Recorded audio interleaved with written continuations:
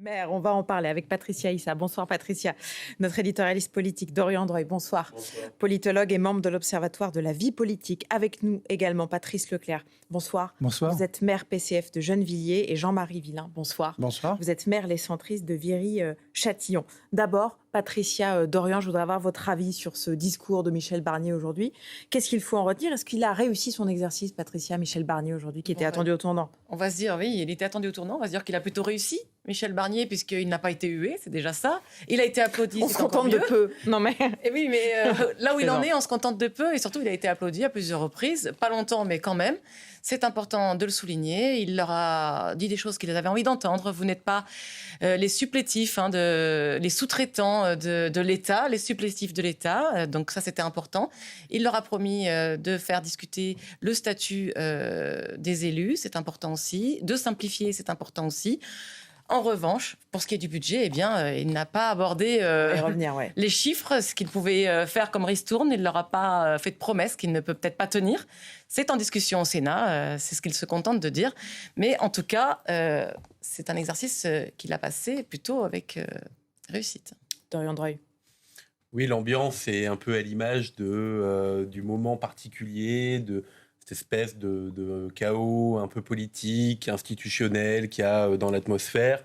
C'est un congrès des maires qui en plus se déroule à un moment particulier. On va rentrer vers la fin de mandat, on va approcher du nouveau scrutin municipal. Il y a des chiffres un peu qui donnent nous inquiéter, dont on entend beaucoup. On entend en moyenne 41 démissions de maires par mois, qu'un maire sur deux serait prêt à démissionner avant la fin du mandat. Donc une véritable situation de pré-chaos démocratique en réalité, donc avec ce qu'on appelle souvent une crise des vocations, mais qui est en fait surtout une crise du fonctionnement de notre démocratie locale, où on voit des maires de plus en plus exposés à la demande des administrés, des citoyens de répondre à des urgences du quotidien, et avec paradoxalement parfois de moins en moins de pouvoir politique ou de moins en moins de capacité à agir, de budget à investir. Et donc tout ça crée une atmosphère un peu particulière, je trouve, sur ces jours-ci. Alors on va poser la question aux principaux intéressés, Jean-Marie Villain et Patrice Leclerc. Vous y étiez, j'imagine, tout à l'heure à pas cet après-midi, non, parce que j'ai passé beaucoup de temps sur les 2 premiers jours.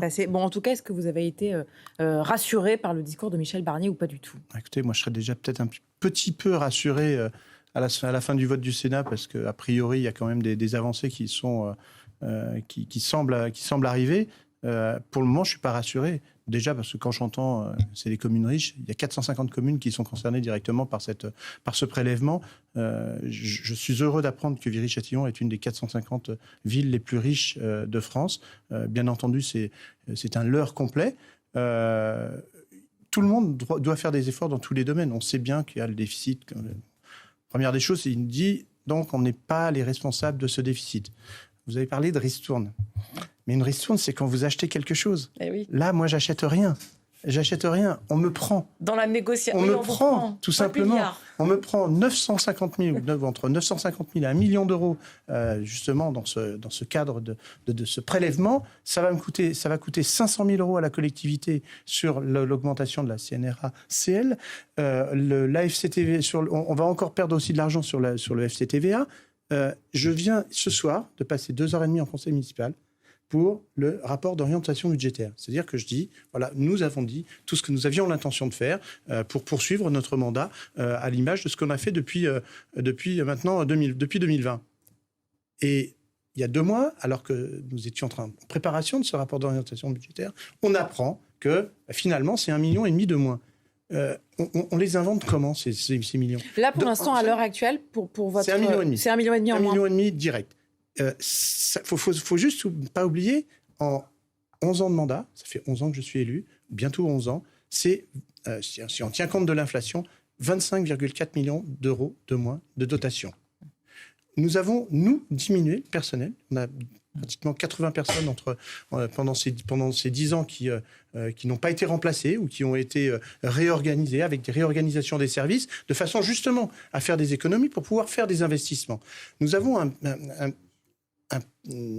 plan de rénovation urbaine qui va durer sur une dizaine d'années environ, puisque c'est les délais à peu près pour ce type d'action, importante, puisque c'est pour un quartier en politique de la ville. Donc on veut investir. C'est un des plus gros investissements. Mais vous l'entendez quand il vous dit que vous devez tous participer à cet effort national ? On doit tous participer, mais 450, alors que la ville de Viry-Châtillon est une ville en difficulté. On a réussi à diminuer l'endettement, on a réussi à ne pas augmenter les impôts, mais tout le monde doit participer. Mais en tout état de cause, là, la façon dont ça a été fait, on a l'impression qu'il y a... Alors, j'ai rien contre les énarques, c'est une façon de parler. Allez-y. On a l'impression qu'il y a un énarque qui a pris un tableau et puis s'est dit, voilà, ceux-là ils peuvent pas. Mais qu'ils viennent à Viry-Châtillon, et puis à ce moment-là, je lui expliquerai. À Gennevilliers, c'est comment, Patrice Ça ne doit pas être un énarque, c'est quelqu'un de sorti d'HEC. Peut-être. Parce que même les énarques, ils sont en train de les casser. Moi, j'ai aucune confiance dans les paroles.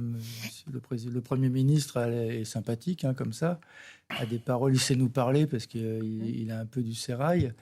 Mais rien ne me rassure. Et puis moi, je pense qu'il n'y a aucune raison que les collectivités locales participent à rembourser le déficit de l'État.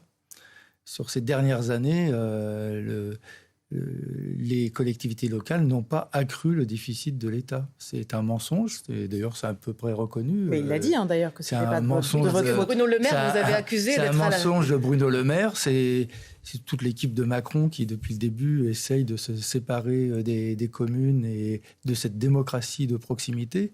Donc, il n'y a aucune raison que les communes se saignent. Et y compris, c'est pas... Quand on parle comme ça, pour vous, ça communes, représente combien d'argent en moins par an ? C'est entre 3,2 millions s'ils restent sur la base, ou peut-être 6 millions si... et ça, pour l'instant, aujourd'hui, on ne vous a pas donné d'informations supplémentaires sur ça. Non, bien entendu. Il faut avoir en tête que on réduit notre propre budget. Mais la région est touchée, le département est touché et des services de l'État sont touchés. Ce sont aussi donc des subventions en moins qu'on aura par ailleurs. Par exemple, le fonds vert, c'est moitié de moins. On parle de l'application de la ZFE. L'AMF a calculé que c'était environ 10 millions en moins et non 5. Milliards. 10 milliards, pardon. Oui. Si ce n'était que des millions. Oui. 10 milliards en moins et que donc il dénonce un mensonge d'État quand on nous parle de 5 milliards. On nous demande d'accélérer la transition écologique, de multiplier par 2 les investissements dans ce sens. On le fait. Et diminue le fonds vert. Et on diminue de moitié le fonds vert. Il y a un moment donné, il faut savoir ce qu'on veut. Objectivement, il faut être raisonnable aussi, même dans les mots. Et puis, on peut avoir des solutions, parce que quand on s'attaque aux communes, en fait, le problème du budget de l'État, c'est moins ses dépenses que ses recettes qu'il a décidé de diminuer lui-même. Et donc, ça fait des décennies, et ces dernières années, ça s'est accru. L'État s'est privé de ressources. Et en se privant de ressources, il se prive de capacités, il s'endette. Et donc, c'est un choix qui a été fait par les gouvernements successifs de diminuer l'impôt sur les grandes fortunes, de diminuer...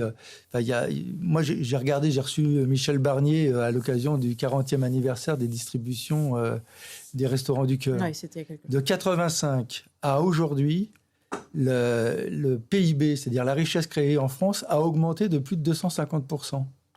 Les salaires ont augmenté que de 124%. Par contre, les revenus du capital ont augmenté de 285%. Donc, il y a de l'argent. Il y a de l'argent qui va à un endroit, mais qui ne va pas aux communes ni aux habitants. Parce qu'en plus de s'attaquer aux communes, nos habitants ne vont pas bien aujourd'hui. Il y a des questions de pouvoir d'achat, il y a des questions de dignité, d'être respectés. Et quand les habitants ne vont pas bien, ils viennent voir les maires et c'est nous qu'ils engueulent, excusez-moi, et à qui ils demandent beaucoup. Et on aimerait bien pouvoir y répondre. Concrètement, vous pouvez nous donner des exemples de comment ça va impacter le quotidien de vos administrés, ces économies qu'on vous demande ? Notre rôle, c'est justement de faire en sorte que ça n'impacte pas ce service public. Et donc, on fait des efforts considérables dans tous les domaines pour essayer de rationaliser, encore une fois, pour trouver ça. 1,5 million, c'est même pas le budget des cantines. Je fais comment ? Je supprime la cantine ? C'est pas obligatoire, les cantines. Sur quoi vous pourriez faire des économies ? Ça devient très compliqué. Vous trouvez ce 1,5 très million compliqué. Pour votre commune. Je vous parlais du 012, du personnel. Diminuer environ entre 10 et 15% du nombre de fonctionnaires qui travaillent à la mairie. On a rationalisé aussi parce qu'on a enlevé de la précarité quand même, malgré tout, chez les emplois de la mairie, des personnes qui étaient contractuelles, qui faisaient 2-3 heures dans les cantines. On a essayé de rationaliser de façon à avoir des emplois pérennes, avec des contrats à longue durée, etc. Pour pouvoir justement que ces gens qui habitent souvent la commune, souvent, c'est des habitants de la commune. On a intérêt aussi à ce qu'ils soient dans les meilleures conditions possibles pour rendre le meilleur service. Mais on a du mal à trouver maintenant des pistes pour trouver de l'argent. Mais les maires promettaient, avec l'AMF notamment, de bloquer les carrefours, comme de passer des gilets jaunes aux gilets tricolores. C'est ce que dit le président de l'AMF et le numéro 2 de l'AMF, l'Association des maires de France. Vu qu'aujourd'hui, vous n'avez pas obtenu de réponse à la question du budget. Pour ma part, je participerai à toutes les manifestations avec les maires de toutes les couleurs politiques à l'égard du président de la République. Après, je m'en méfie aussi parce que les maires, dans leur diversité, ont aussi leurs amis au gouvernement aujourd'hui. Donc, mais il y a beaucoup de maires de droite, évidemment, bien sûr. Mais j'en fais partie. Et donc, il y a une difficulté. Mais c'est pas la question. Il y a une difficulté à articuler. Enfin, si, parce qu'il y a une difficulté à articuler le refus d'imposer ceux qui ont un revenu du capital et en même temps de se dire il faut chercher l'argent pour résoudre le déficit. Donc, c'est aussi une question politique qui est posée. Oui, bien sûr. Il y a un consensus des maires pour dire on se défend parce que tout le monde souffre. C'est dur pour tous les maires, en fait. Nous, par exemple, on va dégrader notre épargne pour éviter de faire peser cela sur les habitants. On dégradera au moins, on va prendre à 50%. Il y aura des questions d'emprunt. Mais la question de relancer une démocratie de proximité est un vrai enjeu. Et quand on me parle de simplification, ça fait 20 ans qu'on parle de simplification, c'est de plus en plus dur. Ça ne les empêche pas de faire 2 polices, une police municipale, une police nationale, qui font de plus en plus la même chose. La question, et c'est des budgets qui s'en vont. Sur les ronds-points. Je suis pour nationaliser les polices municipales. La question que vous posez, Patricia, c'est de dire est-ce que comment vous allez résister en fait si on vous demande effectivement de faire des économies. Est-ce qu'il y a un risque que vous deveniez des gilets jaunes, comme l'a dit David Lisnard? C'est ça la question. Moi, souvent, je soutiens les gilets jaunes déjà. C'est déjà une chose. Mais je suis prêt. Parce que la crise des gilets jaunes, c'est cette crise-là des services publics quand même qui se sont dégradés dans beaucoup de villes de France. Des services publics comme la Poste qui disparaît, ce sont des services publics de proximité qui partent et ça va s'aggraver avec la dégradation qu'on va être obligé de faire de nos services publics locaux si ça continue. Donc moi, je pense qu'il faut tout utiliser. Par exemple, nous, on va travailler à faire des pétitions avec les habitants. S'il y a des manifestations, je les ferai. S'il y a les parlementaires, de la même façon, faire pression sur les parlementaires. Parfois, les habitants pourraient eux aussi intégrer quand même, parce que c'est tellement facile maintenant aussi. Il y a soi-disant plus rien pour se retourner. Et on parlait tout à l'heure du statut de l'élu. Alors très franchement, pour le moment, ça me passe un peu au-dessus de savoir si mon statut va changer, aussi, si je vais pouvoir être honoraire ou pas. Très franchement, je m'en fiche un petit peu. Mais c'est vrai que c'est sur la reconnaissance du travail. C'est pas très grave parce qu'on n'attend pas d'être reconnu, on voudrait juste pouvoir faire le travail correctement. Mais c'est vrai aussi quand même que le comportement de certains vis-à-vis des élus devient un vrai problème. On est très exigeant, très exigeant. Et puis tout dans l'immédiateté, tout dans la violence aussi quand même dans les mots. On essaye malgré tout de trouver des solutions. On en trouve. On vote notre budget à l'équilibre, tous, systématiquement. Sinon, c'est le préfet. Donc, on trouve des solutions. Donc, on passe par l'emprunt, on passe par des suppressions de postes. Par contre, on se débrouille, en tout cas, nous, on l'a fait depuis 11 ans, de maintenir l'intégralité du service public sur la ville de Viry-Châtillon, de façon... Je dis, nous avons aussi, développé une police municipale, parce que c'est important, une police municipale qui fait un travail de proximité, qui ne fait pas le travail de la police nationale, d'ailleurs, ce n'est pas son rôle, mais qui fait un travail de proximité, et dans des quartiers en politique de la ville, tout autant que dans des quartiers pavillonnaires, c'est important d'avoir cette possibilité, d'avoir cette police municipale. Je voudrais qu'on revienne sur quelques chiffres. Dorian Dreux, vous les avez un petit peu évoqués. 40% des maires ont déjà envisagé de démissionner. 83% des maires estiment que leur fonction est usante pour la santé. C'est une enquête qui a été menée par le CNRS la semaine dernière. Donc ce sont des chiffres qui sont très récents. Il y a une vraie crise. Il y a une vraie crise et on parlait de manifestation là à l'instant. En fait, plutôt le sentiment qu'il y a une manifestation silencieuse parce que depuis 2020, donc sur cette mandature-là, on est sur un record, en tout cas sous la Ve République, et ça serait intéressant de voir même au-delà, du nombre de démissions de maires, mais aussi de conseillers municipaux. Et il y avait déjà eu des difficultés en 2020 à trouver dans certaines mairies, dans certains endroits, assez de candidats pour porter une liste, pour former une liste. Imaginons, dans ce contexte-là, avec les chiffres qu'on évoque, la difficulté que ça sera en 2026. Et c'est pourtant le terme de proximité, de démocratie de proximité que vous évoquiez, qui est un besoin et une exigence et une attente de démocratie la plus forte dans l'opinion. c'est pas un hasard si parmi la défiance et la méfiance grimpante des citoyens vis-à-vis des institutions et des élus politiques, ce sont les maires, les élus de proximité qui sont le moins touchés. Mais ça implique aussi qu'il y a une attente de la part des administrés qui est d'autant plus forte à un moment où peut-être vous n'avez plus la même capacité politique, la même capacité budgétaire pour répondre à ces attentes-là. Et c'est pourtant sur vous que se cristallise ce sentiment de c'est à vous de tout régler. C'est à vous de tout régler, alors que petit à petit, on a détricoté les architectures et le pouvoir politique communal pour le mettre dans des intercos, dans des endroits où il n'y a pas d'élection directe, où il n'y a pas une aussi forte légitimité politique que celles et ceux qui sont élus. Et donc tout ça crée peut-être un ensemble de crises de vocation que le statut de l'élu permettra pas de régler à lui seul, mais peut-être un début, et ça fait quand même quelques années que c'est en débat, alors ça revient, ça devient un peu le marronnier, le statut de l'élu, c'est comme la proportionnelle. Oui. Tous les ans au moment du congrès des maires, on va en reparler et ça va être débattu. Et là par contre, il y a peut-être un premier cliquet qui serait important à avoir avec ce statut de l'élu, et peut-être aussi réinventer des modalités de participation citoyenne, réinventer des modalités d'exercice de la démocratie, de la vitalité de la démocratie locale, pour pas forcément toujours plus partager le pouvoir politique, mais aussi partager la responsabilité de l'action et de l'engagement civique. Parce que derrière l'enjeu de l'engagement des maires, c'est l'engagement citoyen qui est aussi en cause. Avec un sentiment d'impuissance de votre part ? Non, je ne le dirais pas comme ça, parce que sinon on arrêterait tous si on avait un sentiment d'impuissance.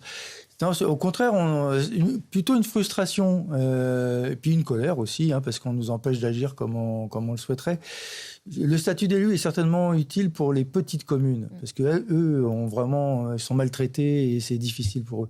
C'est moins vrai pour les villes de taille moyenne, c'est moins un statut de l'élu que de nous laisser pouvoir agir et de pouvoir travailler avec les habitants, avec des habitants qui vont bien et qui ont envie de développer des actions avec nous.